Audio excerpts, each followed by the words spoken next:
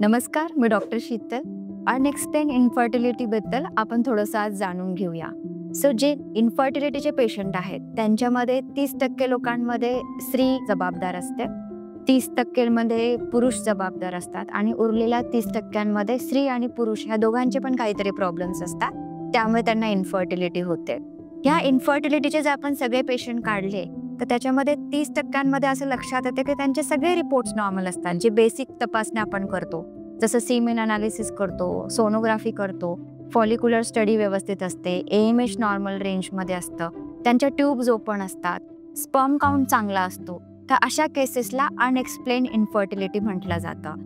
Unexplained इन्फर्टिलिटीची treatment काय? या केसेसला आपण टाइम इंटरकोर्स, फॉलिक्युलर स्टडी करून टाईममध्ये रिलेशन ठेवणे हे ट्रीटमेंट सजेस्ट करू शकतो. पण ही जर 5-6 महिने घेतली आहे आणि तरी प्रेग्नन्सी नाही राहत आहे तर त्यांना आपण IVF 3 ते 4 सायकल करायचा सल्ला देतो.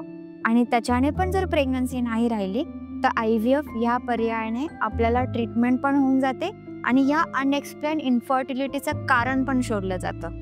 जसं काहींचे फॉलिकल एम्प्टी निघतात, काहींचे भ्रूणच तयार होत नाही, हा प्रॉब्लेम असतो. हे प्रॉब्लेम पण सॉल्व्ह केले जातात आणि प्रेग्नन्सी पण राहायला मदत होते. थँक्यू.